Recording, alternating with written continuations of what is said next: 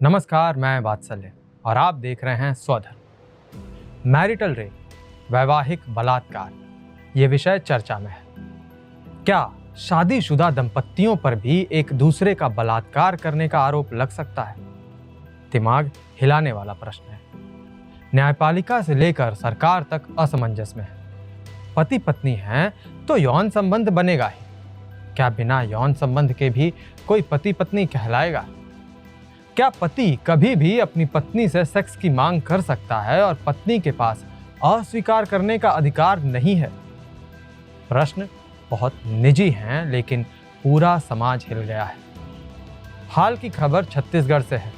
एक महिला के पति ने उसकी इच्छा के विरुद्ध उसके साथ कथित तौर पर अप्राकृतिक यौन संबंध बनाए थे। घटना के बाद उसे गंभीर चोटों के कारण अस्पताल में भर्ती कराना पड़ा और बाद में उसकी मृत्यु हो गई। महिला ने अपने मरने से पहले दिए गए बयान में अपने पति पर जबरन यौन संबंध बनाने का आरोप लगाया, जिसके कारण उसे चिकित्सकीय जटिलताएं हुई। बाद में डॉक्टरों ने पुष्टि की कि वो पेरिटोनिटिस और मलाशय के छिद्रण के कारण मर गई, जो कथित हमले से जुड़ी चोटें थी। ट्रायल कोर्ट द्वारा पति को आईपीसी की धारा 375 यानी बलात्कार और 377 यानी अप्राकृतिक यौन संबंध के तहत दोषी ठहराया गया और उसे 10 साल की जेल की सजा सुनाई गई। हालांकि हाई कोर्ट ने इस फैसले को पलट दिया।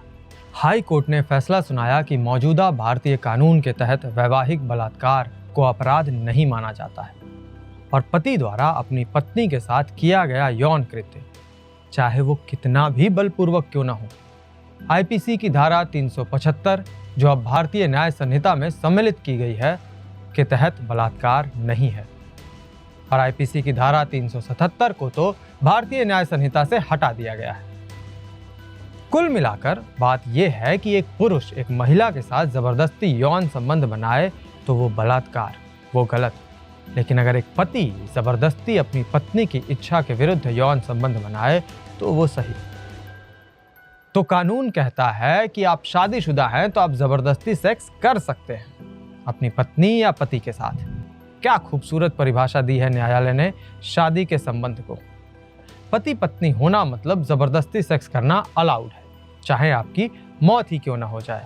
ये पूरा मामला 2017 का है, जिस पे हाई कोर्ट का अब निर्णय आया है। मैरिटल रेप या वैवाहिक बलात्कार को कानून से जो छूट मिली है, वो सुप्रीम कोर्ट में चुनौती दी गई है।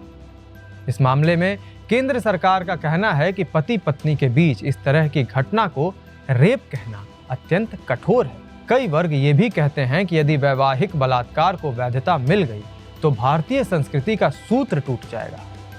मैं पूछता हूँ, ये कौन सा सूत्र बचाने का प्रयास कर रहे हैं आप, जहां जबरदस्ती सेक्स करना उचित है? ऐसा सूत्र तो टूट ही जाना चाहिए।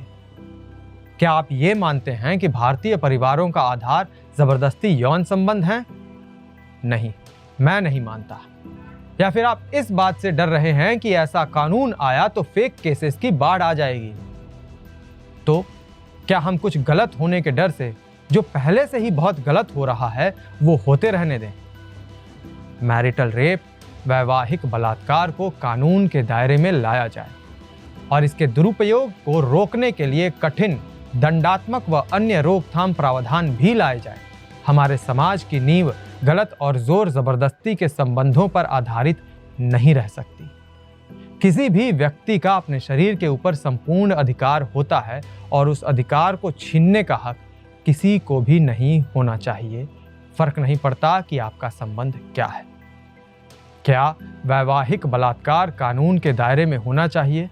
इस पूरे मुद्दे पर आप अपनी राय कमेंट बॉक्स में अवश्य बताएं। मैं वात्सल्य और कैमरे के पीछे हैं विपिन कुमार। धन्यवाद।